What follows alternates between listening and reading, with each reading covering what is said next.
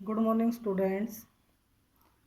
आज हम मगध साम्राज्य के उत्थान और विस्तार के बारे में जानेंगे कि किस प्रकार से मगध साम्राज्य अस्तित्व में आया और कौन कौन से राजा वहाँ पर हुए और उसका विस्तार किस राजा ने कहाँ तक किया और उसके विनाश के क्या कारण थे। मगध साम्राज्य का पतन कैसे हुआ। सबसे पहले भारत के प्राचीन इतिहास में मगध को एक सबसे महत्वपूर्ण स्थान प्राप्त था। 6वीं शताब्दी ईस्वी पूर्व में यह उत्तरी भारत में 16 महाजनपदों में से सबसे महत्वपूर्ण जनपद था और 5वीं शताब्दी ईस्वी पूर्व में यह सबसे विस्तृत और सबसे शक्तिशाली साम्राज्य बन करके उभरा था। इस साम्राज्य में 4वीं शताब्दी ईस्वी पूर्व तक भारत की राजनीति में अत्यधिक महत्वपूर्ण भूमिका निभाई है। इस साम्राज्य में सबसे पहला राजा हुआ बिम्बिसार, जो 544 ईस्वी पूर्व से 492 ईस्वी पूर्व तक जिसका शासनकाल रहा है। मगध साम्राज्य के उत्थान के लिए और उसके विकास के लिए बिम्बिसार का महत्वपूर्ण योगदान रहा है।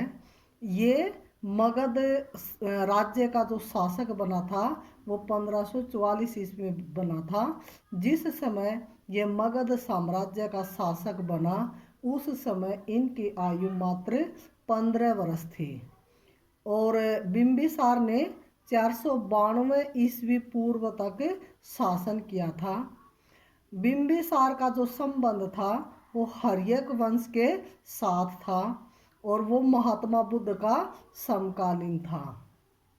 बिम्बिसार एक सफल शासक होने के साथ साथ एक सफल राजनीतिज्ञ भी था। सिंहासन पर बैठने के बाद उसने भारत की राजनीति को अत्यधिक ध्यानपूर्वक समझा और उसने मगध राज्य की स्थिति को सुदृढ़ बनाने के लिए, अच्छे बनाने के उद्देश्य से उस समय के जो शक्तिशाली राज्य थे उनके साथ वैवाहिक संबंध स्थापित किए। उसने सबसे पहले कौशल नरेश, प्रसेनजीत की बहन कौशल देवी से विवाह किया और उसे दहेज में काशी नामक शहर दिया गया। इसी शहर के कारण मगध राज्य की 1 लाख रुपए वार्षिक आय बढ़ गई। उसकी दूसरी रानी थी चेलना लिच्छवी वंश से जो संबंधित थी और उसकी तीसरी रानी थी केसमा, जो पंजाब के मद्र राज्य के शासक की बेटी थी और उसकी चौथी रानी विदेह राज्य की राजकुमारी वासवी थी। इन वैवाहिक संबंधों ने मगध साम्राज्य को अत्यधिक शक्तिशाली बनाया और उसकी जो भव्यता थी वो दूर दूर तक फैली और अत्यधिक वृद्धि हुई। उसकी इस विश्व में जो वो प्रसिद्ध हुआ, उसकी प्रसिद्धि के कारण इतिहासकार R.S. त्रिपाठी ने कहा है, ये विवाह न केवल बिम्बिसार के समकालीन शासकों में प्राप्त प्रमुखता को दर्शाते हैं बल्कि इन्होंने मगध राज्य के विस्तार के लिए भी मार्ग तैयार कर दिया था। अर्थात बिम्बिसार एक सफल योद्धा भी था। उसने अपने युद्ध कौशल के बल पर भी दूर दूर तक साम्राज्य स्थापित किया था। बिम्बिसार ने अनेक शासकों से मैत्रीपूर्ण संबंध स्थापित किए थे। गांधार के शासक ने उसके दरबार में एक राजदूत भेजा था और अवंती शासक चंड प्रद्योत महासेन भी बिम्बिसार का ही परम मित्र था। एक बार जब वह बीमार हो गया था तो बिम्बिसार ने अपने राज्य वैद्य जीवक को उसके उपचार के लिए अवंती भेजा था। बिम्बिसार एक योग्य राजनीतिज्ञ भी था और एक विख्यात सेनापति भी था और इसके साथ साथ ही वो एक अनुभवी और सफल राज्य प्रबंधक भी था। उसमें कुशल शासन व्यवस्था की योग्यता भी थी। प्रजा का कल्याण करना वह अपना सबसे प्रथम कर्तव्य समझता था और प्रशासन व्यवस्था को सुचारू रूप से चलाने के लिए उसने एक मंत्रिमंडल का गठन किया था। यदि कोई भी मंत्री अपने उत्तरदायित्व में थोड़ी सी भी शिथिलता, थोड़ी सी भी लापरवाही दिखाता था तो उसे तुरंत उसके पद से हटा दिया जाता था और अपराधियों को उस समय अत्यधिक कठोर दंड दिया जाता था। बिम्बिसार ने यातायात के साधनों के लिए और व्यापार को विकसित करने के लिए इनकी तरफ अत्यधिक ध्यान दिया था। और बिम्बिसार ने राजगाह, जो राजगीर के नाम से जानी जाती है, उसको अपनी राजधानी बनाया था। इसका निर्माण महागोविंद ने किया था। ये 5 पर्वतों से घिरी हुई थी, जिसके कारण इस पर आक्रमण करना अत्यधिक मुश्किल था। बिम्बिसार की धर्म के प्रति भी अत्यधिक लगन थी। धर्म का भी उन्होंने अत्यधिक पालन किया था। इसी कारण बौद्ध ग्रंथों में उसे बौद्ध धर्म का महान श्रद्धालु और जैन ग्रंथों में उसे जैन धर्म का महान श्रद्धालु बताया गया है। इस प्रकार से हम ये कह सकते हैं कि बिम्बिसार के शासनकाल के दौरान मगध साम्राज्य का बहुमुखी विकास हुआ था। सिंहासन प्राप्त करने के उद्देश्य से अजातशत्रु ने अपने पिता बिम्बिसार को 492 ईस्वी पूर्व में उसकी हत्या कर दी थी और वो स्वयं राजगद्दी पर बैठा था। अजातशत्रु 492 से 460 ईस्वी पूर्व तक उसने शासन किया था। जैसे ही बिम्बिसार की मृत्यु हुई, उसकी हत्या उसने की। उसकी हत्या के तुरंत बाद 492 ईस्वी पूर्व में मगध के सिंहासन पर अजातशत्रु बैठ गया और उसने 460 ईस्वी पूर्व तक शासन किया। वो भी एक बहुत ही शक्तिशाली शासक जो हो प्रमाणिक सिद्ध हुआ। उसने अपने शासनकाल में मगध राज्य को एक बड़े साम्राज्य में परिवर्तित कर दिया। अजातशत्रु ने सबसे पहले कौशल के राजा प्रसेनजीत के साथ युद्ध करना आरंभ किया। इस युद्ध का कारण था मेन रूप से काशी। यह प्रदेश प्रसेनजीत ने अपनी बहन कौशल देवी के दहेज के रूप में मगध के शासक बिम्बिसार को दिया था। बिम्बिसार की मृत्यु के पश्चात कौशल देवी का भी जल्दी ही देहांत हो गया था और प्रसेनजीत उन दोनों की मृत्यु का उत्तरदायी अजातशत्रु को ही मानता था। इसलिए उसने काशी के प्रदेश को वापस लेने की घोषणा की। क्यों? क्योंकि मगध साम्राज्य को काशी से वार्षिक 1 लाख रुपए की आय होती थी। इसी कारण से अजातशत्रु इसे भी सहन नहीं कर पाया और उसने काशी पर अधिकार करने के उद्देश्य से कौशल राज्य पर आक्रमण कर दिया। इस प्रकार से दोनों के बीच लंबे समय तक युद्ध चलता रहा और अंत में दोनों शासकों के बीच संधि भी हो गई। और इस संधि के अनुसार प्रसेनजीत ने अपनी पुत्री वजीरा की शादी अजातशत्रु से कर दी और उसे काशी का प्रदेश वापस लौटा दिया। इस प्रकार से अजातशत्रु की सबसे महत्वपूर्ण सफलता वैशाली के लिच्छवियों को पराजित करना था। उस समय लिच्छवी अत्यधिक शक्तिशाली थे और इस युद्ध के लिए अजातशत्रु ने यह बहाना बनाया कि लिच्छवियों ने अजातशत्रु के विरुद्ध कौशल राज्य में सहायता की थी। दोनों के बीच ये युद्ध लगभग 16 वर्षों तक चलता रहा। इस युद्ध को जीतने के उद्देश्य से ही अजातशत्रु ने अपनी सेना को अत्यधिक शक्तिशाली बनाया था और गंगा और सोन नदियों के संगम पर पाटलिपुत्र नामक नगर की स्थापना की थी और इसकी पूर्ण रूप से किलाबंदी भी करवाई थी।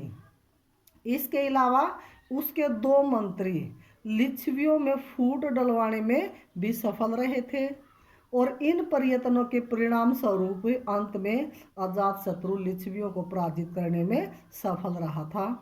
इस प्रकार से इस महान विजय के परिणाम स्वरूप जहां मगध के साम्राज्य में बहुत अधिक विस्तार हुआ, वहीं अजातशत्रु के गौरव में भी अत्यधिक वृद्धि हुई थी।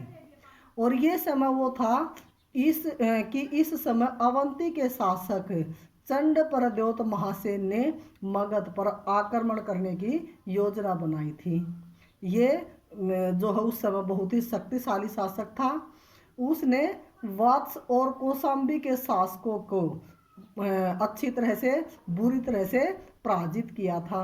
और इस आक्रमण का सामना करने के उद्देश्य से ही अजात शत्रु ने अपनी राजधानी राजगाह की किलाबंदी अधिक अच्छी तरीके से सुदृढ़ तरीके से की थी।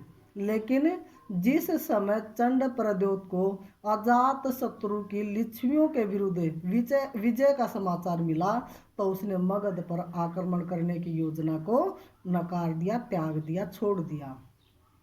अजात शत्रु भी अपने पिता की तरह ही अपने धार्मिक विचारों में बहुत अधिक उदार थे।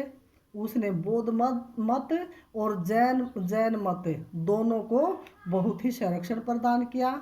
और अजात शत्रु ने 487 ईस्वी पूर्व में राजगाह में बौद्धों की जो है प्रथम सभा बुलाई थी। और जो 460 ईस्वी पूर्व में अजात शत्रु की मृत्यु हो गई थी। उसके बाद अजात शत्रु के उत्तराधिकारी आए। अजात शत्रु की जैसे ही मृत्यु हुई उसके तुरंत बाद उसका पुत्र उदयन वो मगध के सिंहासन पर बैठा। उसने अपने शासनकाल में, उसका शासनकाल रहा 460 ईस्वी पूर्व से 444 ईस्वी पूर्व तक। और उसने अपने शासनकाल में पाटलिपुत्र को मगध साम्राज्य की राजधानी बनाया। इसका मेन कारण था पाटलिपुत्र मगध साम्राज्य के बीच में मध्य में स्थित था। उसके बाद उन्होंने मुंड और नागदशक नामक शासक मगध के सिंहासन पर बैठे। उन्होंने 412 ईस्वी पूर्व तक शासन किया और ये सभी शासक निकम्मे और अयोग्य सिद्ध हुए। उसके बाद शिशुनाग वंश आया। 412 ईस्वी पूर्व में शिशुनाग ने हर्यक वंश के अंतिम शासक नागदशक का तख्ता पलट कर दिया और मगध में एक नए राजवंश की स्थापना की। उसने वैशाली को कुछ समय के लिए मगध साम्राज्य की राजधानी बनाया और उसकी सबसे महत्वपूर्ण सफलता अवंती के शासक चंड प्रद्योत को पराजित करना ही था। इसके अलावा उसने वत्स और कौशल शासकों को भी हराया था। इन शासकों के प्रदेशों को मगध साम्राज्य में सम्मिलित उन्होंने कर लिया था, जिसके परिणाम स्वरूप इस साम्राज्य की सीमाएं दूर दूर तक फैल गई थी। शिशुनाग के पश्चात उसका पुत्र कालाशोक मगध का शासक बना। उसने 387 ईस्वी पूर्व को वैशाली में बौद्ध भिक्षुओं की दूसरी सभा बुलाई और 364 ईस्वी पूर्व में महापद्म नंद के कालाशोक की हत्या कर दी गई। उसके बाद अगला वंश आया नंद वंश। 364 ईस्वी पूर्व में महापद्म नंद ने मगध में नंद वंश की स्थापना की थी। वो एक नीच वंश से संबंधित था। उसने 28 वर्ष तक शासन किया था और वो बड़ा शक्तिशाली शासक सिद्ध हुआ था। उसकी सैनिक शक्ति बहुत अधिक विशाल थी और सुदृढ़ थी। इसी कारण उसको उग्रसेन की उपाधि दी गई थी। उसे उग्रसेन कहा जाता था। उसे क्षत्रियों का नाश करने के कारण सर्व संत्रांतक रक्षक भी कहा जाता था, अर्थात सर्व सत्रांतक, सब क्षत्रियों का विनाश करने वाला। उसने अपने शासनकाल के दौरान इक्ष्वाकु, पांचाल, कुरु, सूरसेन, मिथिला और कलिंग आदि शासकों को पराजित करके मगध साम्राज्य की सीमाओं में वृद्धि की थी, जिसके परिणाम स्वरूप उसे उत्तरी भारत का प्रथम महान सम्राट कहा जाता है। महापद्म नंद की मृत्यु के बाद उसके 8 पुत्र मगध के सिंहासन पर बैठे और उन्होंने कुल 22 वर्षों तक शासन किया। नंद वंश का अंतिम शासक घनानंद था। उसके पास अत्यधिक धन था, जिसके कारण उसे घनानंद कहा जाता था। उसकी सेना भी बहुत ही बड़ी थी, विशाल थी। उसकी सेना में 2 लाख पैदल सैनिक, 60,000 घुड़सवार और 6,000 हाथी थे। इतनी विशाल सेना के कारण ही सिकंदर के सैनिकों को मगध पर आक्रमण करने का कभी साहस नहीं हुआ। और जो घनानंद था वो अत्यधिक लोभी था। उसने अपनी प्रजा से गैर कानूनी ढंग से धन एकत्रित किया था और जिसके परिणाम स्वरूप वह अपनी प्रजा में बहुत बदनाम भी था। ऐसी स्थिति का लाभ उठाकर 321 ईस्वी पूर्व में चंद्रगुप्त मौर्य ने मगध पर आक्रमण करके उसके मगध के ऊपर अपना अधिकार जमा लिया था। ये थे हमारे मगध के कुछ राज्य, कुछ वंश। उसके बाद है मगध राज्य के विस्तार के क्या कारण थे। सबसे पहला है भौगोलिक स्थिति। मगध साम्राज्य के विस्तार में जो भौगोलिक स्थिति है वो सबसे अधिक प्रमाणिक सिद्ध हुई है। क्यों? क्योंकि मगध के उत्तर की ओर गंगा, दक्षिण की ओर विंध्याचल पर्वत और पूर्व की ओर सोन और पश्चिम की ओर चंपा नदियां बहती थी। इस प्रकार मगध साम्राज्य चारों ओर से सुरक्षित था। इसकी दोनों राजधानियां राजगा और पाटलिपुत्र ये भी भौगोलिक दृष्टि से महत्वपूर्ण स्थानों पर बसी हुई थी। पहली राजधानी अर्थात राजगा 5 पर्वतों की एक श्रृंखला से घिरी हुई थी और उस समय तोपों का आविष्कार नहीं हुआ था, इसलिए इस पर विजय प्राप्त करना लगभग असंभव ही था। उस 5वीं शताब्दी में मगध के शासकों ने पाटलिपुत्र को अपनी राजधानी बनाया और यह मगध के केंद्र तथा गंगा, गंडक, सोन नदियों के संगम पर यह स्थित थी। इससे थोड़ी ही दूरी पर सरयू नदी गंगा नदी में आकर के मिलती थी, जिसके परिणाम स्वरूप नदियों से घिरे होने के कारण पाटलिपुत्र अत्यधिक सुरक्षित शहर था। उसके बाद दूसरा प्रमुख कारण है लोहे के विशाल भंडार। मगध के विस्तार में लोहे के विशाल भंडार भी महत्वपूर्ण भूमिका निभाते हैं। इन लोहे के भंडारों के कारण ही मगध के शासक उन्नत किस्म के शस्त्र बना सकते थे। क्यों? क्योंकि मगध साम्राज्य के विरोधियों के पास लोहे के भंडारों का अभाव था। इस कारण उनके लिए ऐसे शस्त्रों का निर्माण करना असंभव था। तो इन शस्त्रों के कारण ही मगध के शासक अपने विरोधियों को सरलता से पराजित कर पाए थे और 6वीं शताब्दी ईस्वी पूर्व के लगभग उज्जैन, जो कि अवंती की राजधानी था, उसमें लोहे को ढालने का कार्य आरंभ हो चुका था, जिसके परिणाम स्वरूप वहाँ के लोहार बढ़िया किस्म के शस्त्र बनाने में सफल हुए थे। इसी कारण उत्तरी भारत में अपनी प्रभु सत्ता स्थापित करने के लिए मगध और अवंती के शासकों में बहुत संघर्ष हुआ था और अवंती पर अधिकार करने के लिए मगध को लगभग 100 वर्ष लगे थे। उसका बाद अगला कारण है विशाल सेना। मगध शासकों के पास अत्यधिक कुशल, निपुण और विशाल सेना थी। नंद शासकों के पास 2 लाख पैदल सैनिक, 60,000 घुड़सवार और 6,000 हाथी थे। मगध शासकों ने पहली बार अपने विरोधियों के विरुद्ध बड़े स्तर पर हाथियों का भी प्रयोग किया था।